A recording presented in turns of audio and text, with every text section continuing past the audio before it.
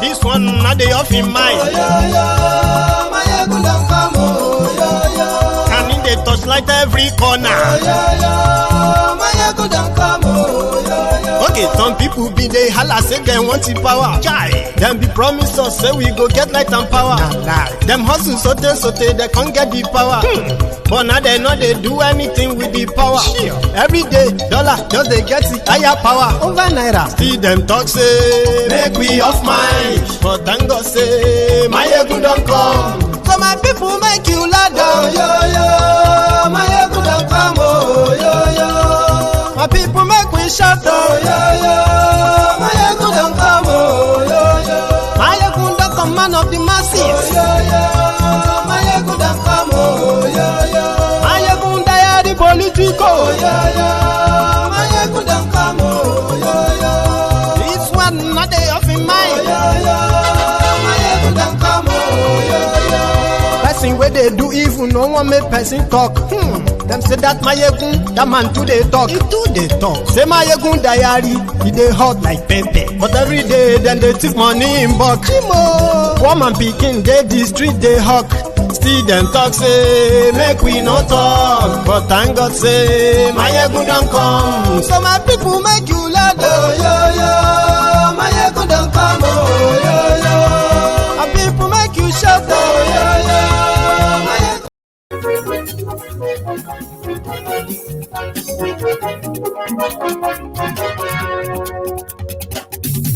Hello there.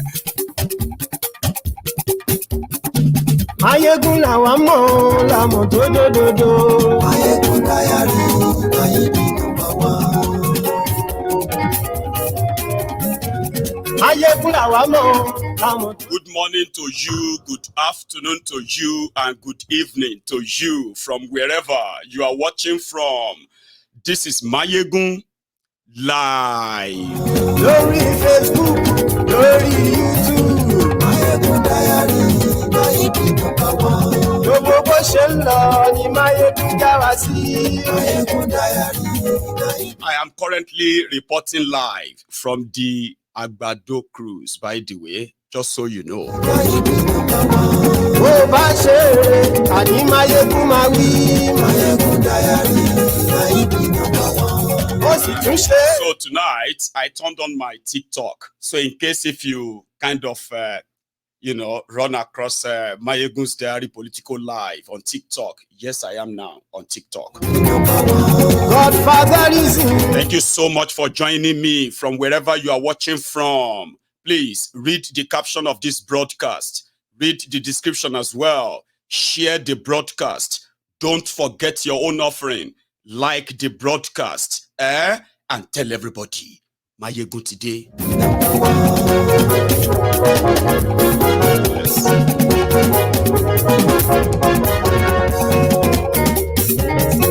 Àní ẹ̀sùn ràkì. Mayegun today. Ó ti dé. Mayegun today. Ọ̀jẹ̀lú ẹ̀sùn ràkì. Mayegun today. Àní ẹ̀sùn ràkì. Mayegun today. Lórí Facebook. Mayegun today. Àní ẹ̀sùn ràkì. Mayegun today. Lórí YouTube. I did not ask for a yacht, and it is the Nigerian Navy that wanted a luxurious, they want a luxurious yacht, which is to provide security for Tinubu.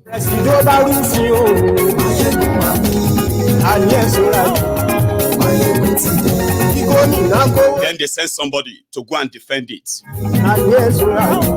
When that didn't fly. They said, well, the House of Representatives has managed to remove it and added it to the student loan. Hooray.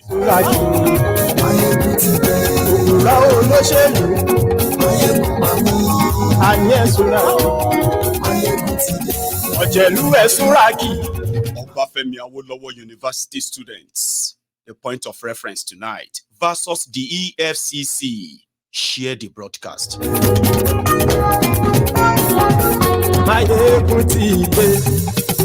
Mo ti dé. So good morning to you once again. Good afternoon to you. And good evening to you from wherever you are watching from. Same to my friends on TikTok as well, especially the Lagos Abobakus. It's been a while. So how is the Shege dealing with you? I'll come back to that anyway. Yeah. So if you have read the caption of the broadcast, you have read the description as well. Therefore, you should have also shared it as much as you can. All right. Please do that if you haven't already. Now, the rider for the broadcast is that, Tinubu has come out to deny the fact that he never requested. He said, I didn't ask for a yacht, but the Nigerian Navy deemed it fit that I should have a $5 million yacht. So, for my security, the seat of power for the president of Nigeria is Abuja. Abuja has no water to actually badge, something like a yacht from reports. So, which means it's going to be based in Lagos.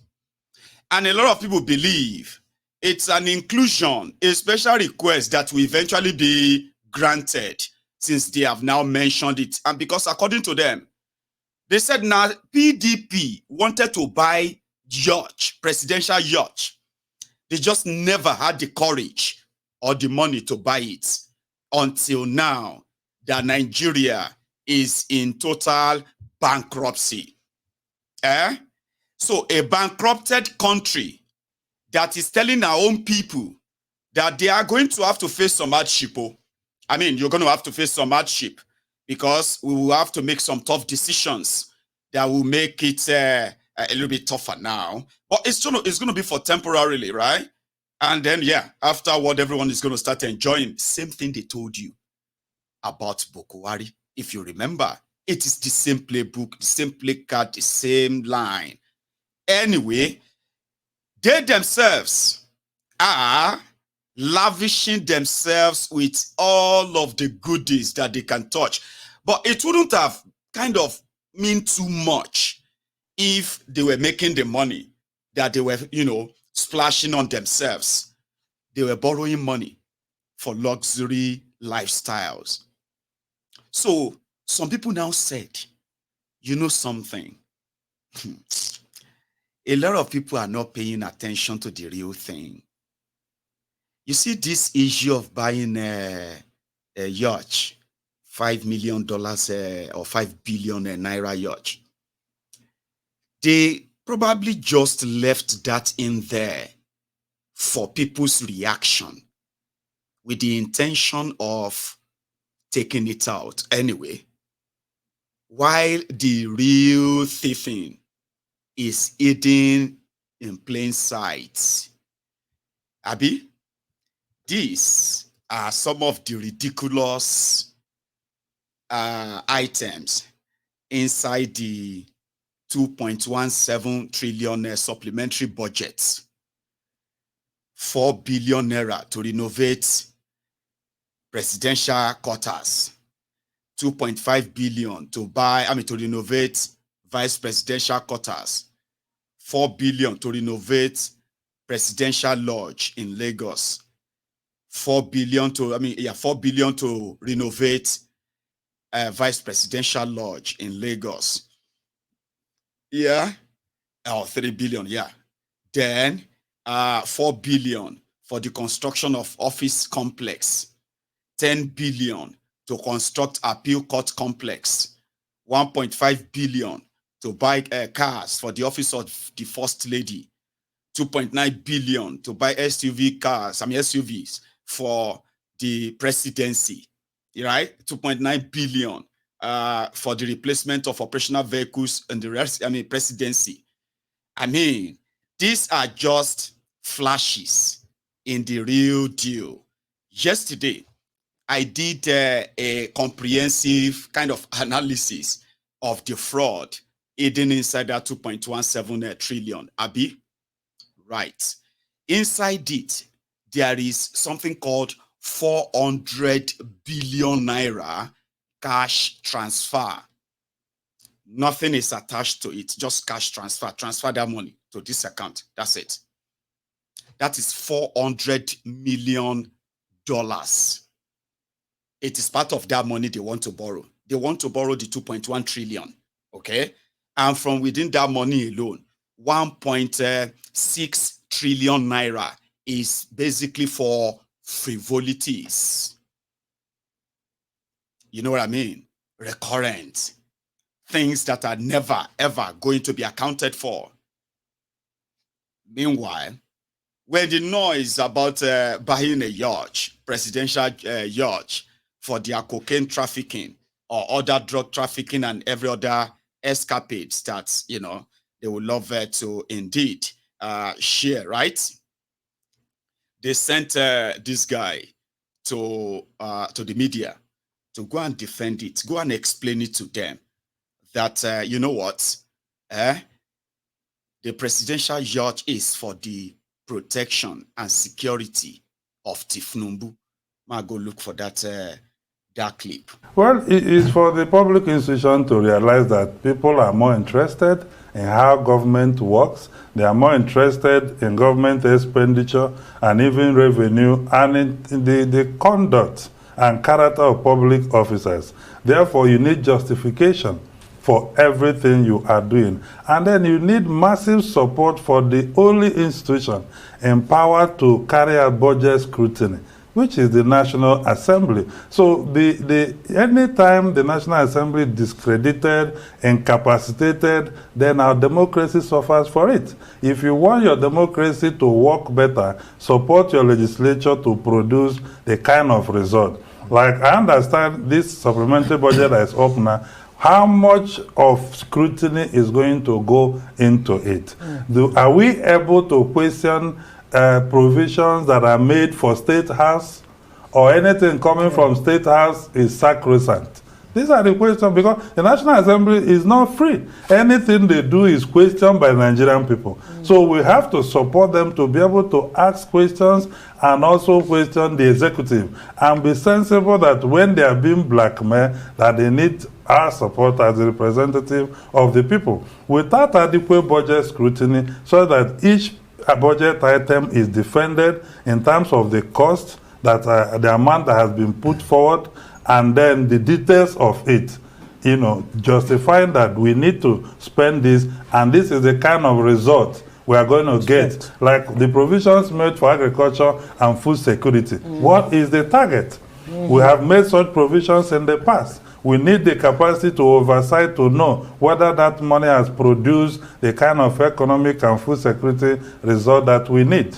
Right. When you hear there's provision for a yacht, a 5 billion naira yacht, alongside that, of course, the education loan that's around 5.5 billion naira, and the rehab of schools, 5.1 billion naira. In terms of priority, what should you know, take the day? Well, even in the issue of provision of a yacht for the president, it's not in the State House budget line. I was just discussing it now. It's actually under the Navy. So it's like a security conveyor for the, you know, president. Not a luxury yacht. Not a luxury yacht. So that needs to, because the budget line is under the Navy, which is under capital budget of Navy for security. So we have to ask ourselves, do we have that yacht before? The one we have, can we rehabilitate it or renew that asset, or do we need to acquire, you know, new one? That is where we ask the priority question. And nothing stopped the National Assembly to say, since this is supplementary, and we're just considering the medium-term expenditure framework and fiscal strategy papers, we may need to step this down and capture it in the 2024 budget, and probably push more money into the schools across the country. If you look at FCT provisions, about 100 schools that will be renovated in 100 days, about 10 billion or so. Then security, about you know, they always have those useful idiots to help them do the media, what do you call it? They call it media round, okay? To help put everyone in a confused state, right? But people are not confused anymore, you know? But when they ask him about, a state of priority, like, and they started changing it. He said it was just one of those, yachts that are not luxury yacht, but just for the Navy. He lied. They called it presidential yacht. Do you understand? And they were very specific. 5 billion naira. Okay. Meanwhile, education student loan, which the last time, from day one when I said this was never part of their plan, it was one of those, just tell them something, kind of. And then they came back and they said, oh yeah, student loan, they are going to give 1% from the crude oil sale. Money they will make from crude oil. They will be taking 1% of it and put it in education bank. I think that would be the name, education bank. So as students, you can just go there and take student loans and all of that stuff. Sure, you get. But there is no crude oil sale. As it is, right? The criminals who ensured that Nigeria could not really account for the oil production and oil sale for the past 8 years under these criminals. The criminals who made that happen, they are still in charge. Tinubu is still housing them, by the way.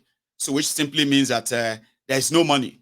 One of the reasons why Nigeria Naira has not been able to defend itself, especially in the last 6 months. Why? Nigeria don't produce anything per se. You know what I mean? They import everything, which means they have to exchange their Naira to the foreign exchange of other countries, right? In order to bring whatever they want to bring into Nigeria. So that puts pressure on your Naira. But when things were not bad and worse as they are now, and Nigeria was receiving the steady supply of dollars. So that was when people needed dollars, they could easily get it. So Naira was just doing the, ladybird between the Naira, between this inflation that finally about to strangulate it. So there is no money coming from the crude oil sales anymore. So there's no 1% going into education. So as an afterthought, at the bottom of their supplementary budget, 5 billion naira student loan, 5 billion naira. For how many people? Because it's an afterthought. It's been the scam all along. But in case all of now one kind of be too smart, they will say it is just supplementary. Another budget is coming for education. And now education, in fact, is where I'm going to go next after this. So when the whole stunt was performed, right, Senate passed it. Senate passed the supplementary budget, presidential yacht, 5 billion naira, student loan, 5.5 billion naira, and then what do you call it, for presidential villa, vehicles, and the rest. That one is about 49 billion naira. For somebody that is not with the Nigeria Air Force, Office of the National Security Advisor, NSA, Ribadu, from that supplementary budget, he himself and his own office, they are collecting 49 billion. 12 billion of that money is said to be for the maintenance of presidential fleet. Presidential fleet is the 14 aircrafts. All those 14 aircrafts that is available to Tinubu, his family, his vice, the Senate president, the speaker, and then the rest of their whatever as they wish.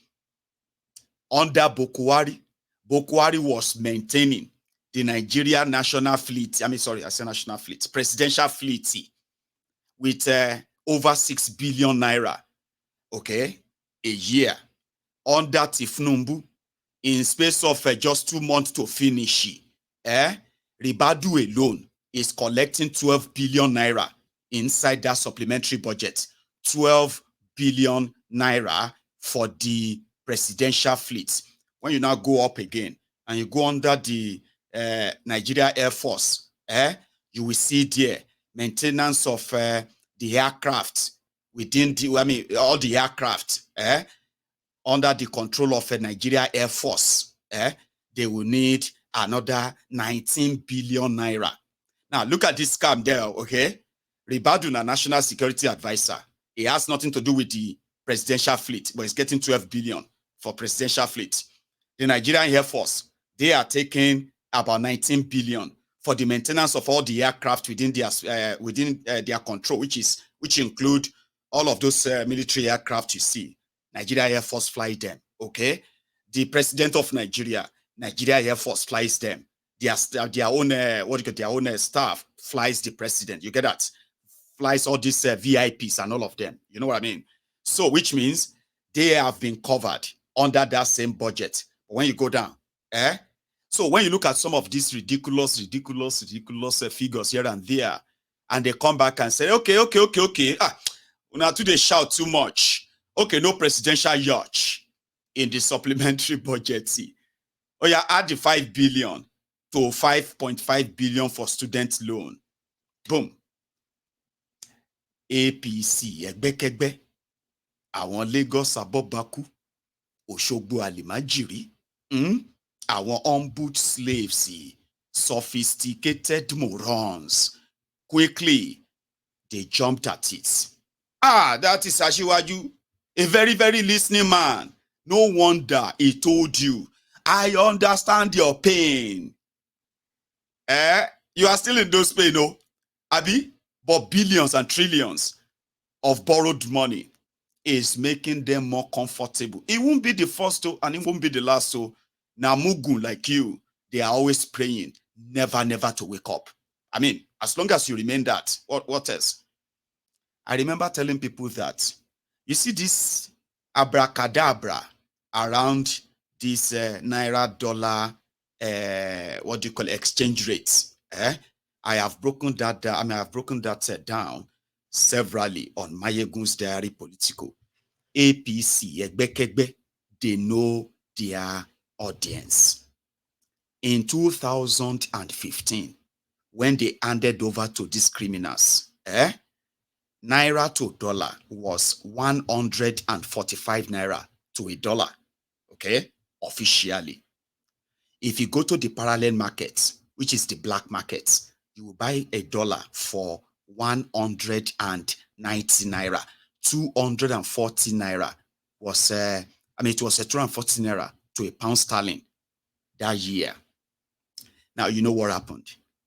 When they started the corruption, round tripping, and all the fraud that are now catching up with Nigeria, that has completely destroyed Nigeria economy, then there is no chance of recovery, even with what these ones are about to do to you. When they started, Naira jumped from 145 Naira to over 300 Naira officially. Meanwhile, the parallel market jumped from 199 Naira to over 600 Naira. Then when they finally managed to cough up or borrow dollars here and there, right? And they decided to kind of make that available, fund that, okay? No production, no nothing, okay? Then Naira, for a while, then dropped from 600 Naira parallel market to about 450 Naira. Meanwhile, at the official rate, it also dropped from about 450 Naira down to somewhere around, from about 300 Naira down to somewhere around 280 Naira. Or more, you need to see celebration. It is the same playbook for those who know these criminals very well.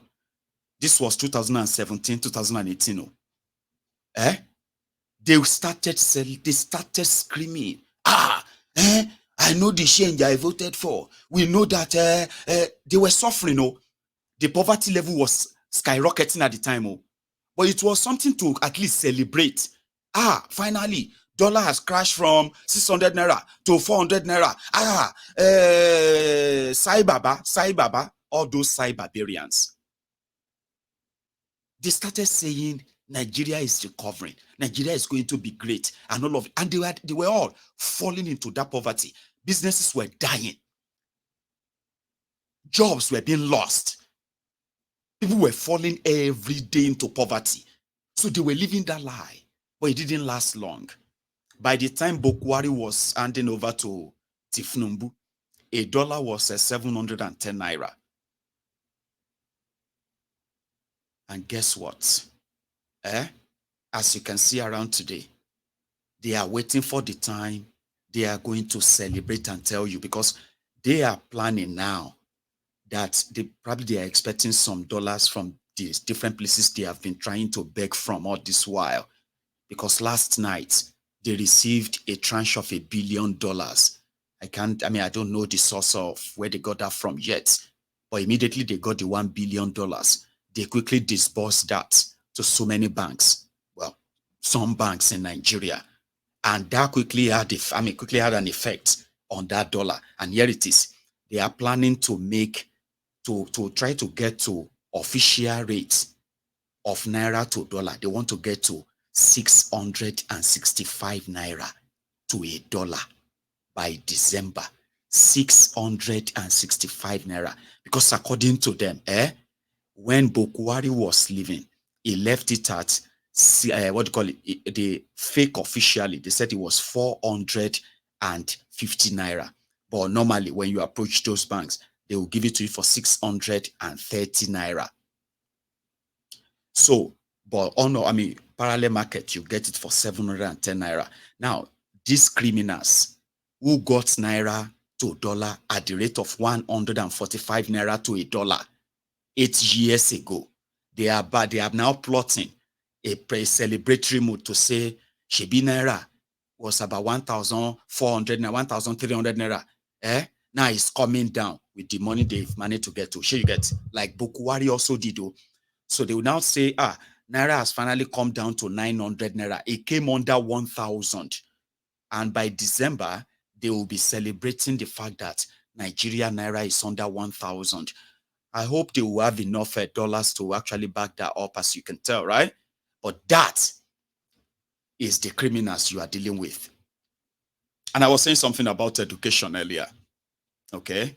So here is what the House of Reps member in their scripts. Here you get. We have removed the Yacht. We have added the money to education. 10.5 billion naira for student loan. I don't know how many are the students, okay? But all of the students in Nigeria, university or so student, okay? All of them would have access to 10.5 billion naira for student loan. The Office of NSA, National Security Advisor, that will be monitoring Tinubu's planes, will collect 12 billion naira for that. Do you understand? DSS, Dokpemu Stupid Service, for the machine to hack you, to be able to hack your WhatsApp, hack your calls, listen near and dear to your text messages and all that, your emails and all that. They themselves are also getting about 43 billion naira from that money. 10.5 billion naira. Listen to these guys. They are doing you a favor. We have increased their budget from 456 to 546 billion 209,099,671. So then police formation and command will give them 50 billion, while the FCT, they have about 100 billion naira. You know, FCT is very important because we want to make sure FCT can compete with any city in the world. That's why we have decided to give them 100 billion naira. While Office of the National Security, we know how important that office is. Initially, the initial budget was 27 billion, but currently we have increased their budget to 50 billion naira. While the State House, the initial budget was 28, and we still maintain that figure as 28 billion naira as well. Ministry of Agri, we know how important that ministry is. You're talking about the food security, and of course, it's very critical and important to our people across the nation. We have maintained the initial figure of 200 billion naira as well. While Ministry of Housing, you know, we have a serious housing deficit in this country, and Mr. President agenda, he wants to build as much as he can. So we have approved 100 billion naira for Ministry of Housing, and that's what he actually did. Service whiteboard initially was 615 billion, but currently We reduced it from 615 to 515 billion naira as well.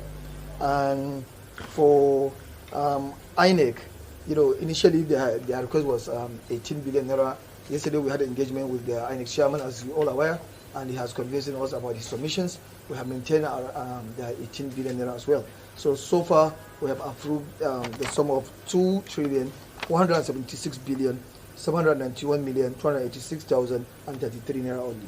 So this is what we did today, and we'll continue to do as much as we can to support our Nigeria, to support the government, so that our people can see the importance for this democracy as well. As far as we are concerned, we don't have that percentage anymore. We have increased the student loan. If you can recall, student loan was 5 billion naira in the budget, but now we have increased it from 5 to 10 billion, so that our students can be able to access that facility in order for them to go to school and to be affordable for them. This is what we do actually. So no more what? We don't have that yet anymore. Okay, so what are we expecting at the end of this in terms of implementation? Yes, as you know, we in the General Assembly, we are very determined to make sure all the money appropriated, make sure that our members, especially those standing committees, will oversight those projects to make sure all the money that has been paid has been utilized judiciously, so that Nigerians can see it and can see the impact. From now to 3 months, we are going to call them and ask them what they have done with that money we have been provided to them. Prove that 35. That is their oversight. They will call them and check on what they have done with the money. So if you are students in Nigeria, at least 10 billion is there for now to share. I just don't know how, but they are going to open a bank by January. So, and they are going to put more money. That is the plan. Man. Education will get 10 billion. But the luxury and comfort of criminals who have nothing contributed at all, right? They will have for themselves 1.6 trillion naira in total. Well, talking about education, there is this prayer I am going to remind you or ask you to kind of remind us of, which is very, very popular, and that is may Nigeria not happen to you. When Nigeria happens to you, sometimes the effect is not immediate. The effect is lifetime. And it is unfortunate that if you are a Nigerian, you will know that we are mostly exposed to this brutality, or should I say this brutal reality at a very young age. And the trauma alone, most of the time, don't leave any of us for the rest of our lives. But if it is just the trauma, many of us have grown to learn how to manage our traumas and still lead standard, meaningful lives. But when Nigeria happens to people, sometimes, again, like I said, it takes lifetime. But for young people who have been subjected to different kind of profiling, right?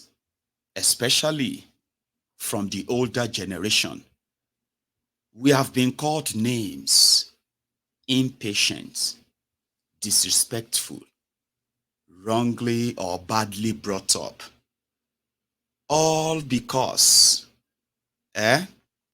we want to survive in the world created by those narcissistic sociopaths that we call leaders and elders, dealers.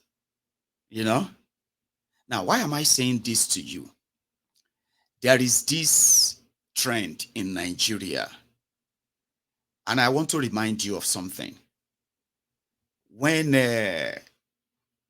Obasanjo came and he started the EFCC, the primary purpose of setting up the EFCC is to help curb or even stop official corruption. I am talking about those who are like the bandits that are desecrating, plundering our common patrimony officially, and then leading us to a perilous trajectory, a place, a very dark place that few have managed to survive after all of that kind of experience, so to say, from the young age. Now, you have this stereotyping madness in Nigeria.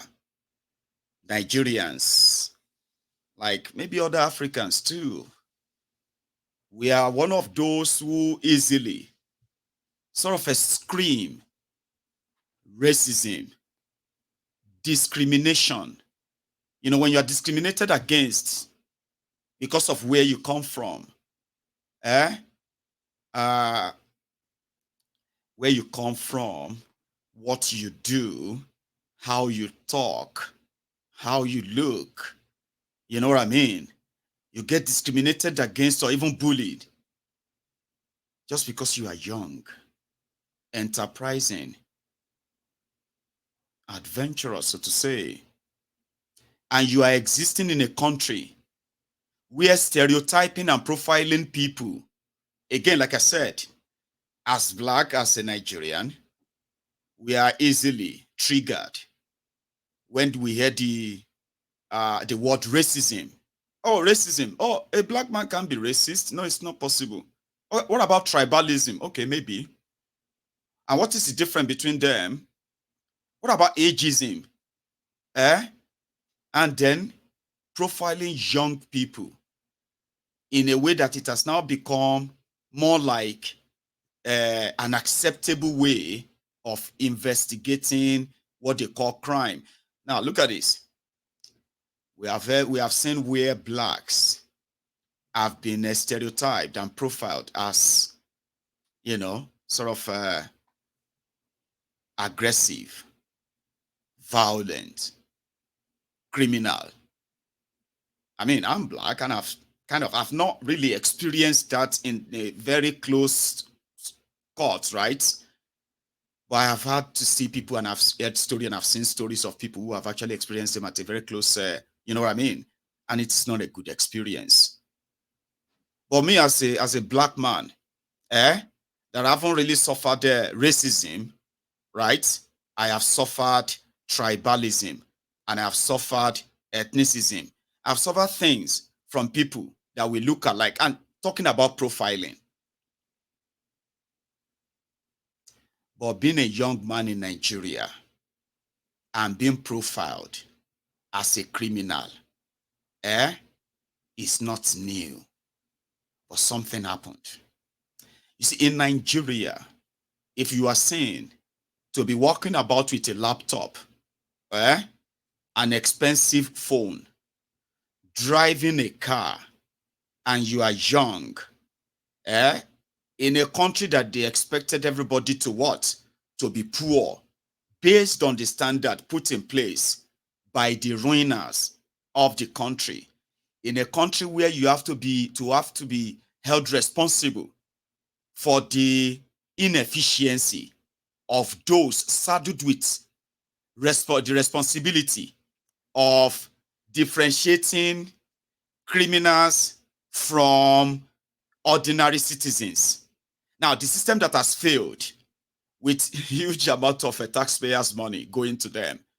Now, that failed system that couldn't separate the act of crime from, you know, what is legit, decided to go the route of profiling. And from time immemorial, the young people especially in southern Nigeria, they have been the victims of this ageism or age-related terror. And I call it terror because if you have experienced it, you may never wish it on your worst enemy. Let us come and break it down as well. If you dress nice, there was a notorious criminal gang called SAS. Now, if you dress nice and you look good and you know what I mean, you are automatically suspected to be a criminal, an internet fraud star. Now, even if you are a student, even if you have an identification card, even if you can have people speak for you, their intention is not actually to prosecute you for that crime. No. Their intention is to find something, incriminate you, threaten you, extort you, and if possible, kill you. So when Obasanjo said he wanted to stop official graft, he created EFCC because Nigeria police is so corrupt that Obasanjo said he didn't trust them to fight official corruption in Nigeria. You know, Nigeria police is meant to be like the British or UK police, where inside that police, you have different division. You have the legal division, you have the homicide division, you have the financial crime investigation unit, you have missing people's unit, you have a counter-terrorism unit. In police, you have crowd control unit, you have animal control unit, you have all those units there within the police. But the unit you have in Nigeria is the extortive unit, which is just to extort people, mostly the innocent, and protect the criminals. Crimes of all of these political office holders, public officials, their crimes are perpetuated at the very presence of the Nigeria police. So which means the Nigeria police, they provide security for the criminals they should be arresting. So they then unleash the remaining crime on the people. So Obasanjo said he set up the EFCC specifically to stop the official corruption. But Obasanjo now turned them to his own attack dogs. He was going after corrupt people. Everyone Obasanjo went after with the EFCC were corrupt. And the Ribadu, that was the attack dog for Obasanjo at the time, is now working for the drug lord that he once investigated and said his crime life, Tinubu's crime life, is so legendary that every time you try to, when you get something here, it always leads to another one. When you find this crime here, it leads to another one. This same Ribadu is his national security advisor today. The irony. So the EFCC was to go after official corrupt people. Indeed, official corruption, I'm saying corruption in the private sectors, you know, where people are, doing all these financial criminal dealings and all that could bring about economic ruin to Nigeria. They were to go after them. But that is not what they are doing. So the trend in the last 4 or 5 years is that the EFCC will go straight into an hotel, arrest everyone in the hotel, parade them as internet fraudsters. Okay, so go into people's estates, arrest everybody they see there. Okay, then until when the relatives of the arrested and displayed people will start showing up and say, no, Uche is not a fraudster. Uche is a cryptocurrency trader. This Uche is a website designer. Emeka is not a fraudster. You know, that's all those things, right? then they will begin to extort their families and say, listen, even if he is not, go and bring 100,000 naira, go and bring 500,000 naira, or else we are going to display your family member and said he's a criminal. So if you don't want your family members, if you don't want yourself to be displayed online, your names everywhere, you would have to settle them and go. And that is why EFCC has not been able to actually convict the real criminals, except for the soft target, who were supposed initially should have been the work of the police. But fine, the EFCC this time around are now